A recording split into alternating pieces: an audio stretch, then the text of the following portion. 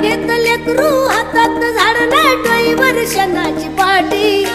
कपडा न लागता रे घरगट भत्ता फजिती होती माय मोठी माय अभिमान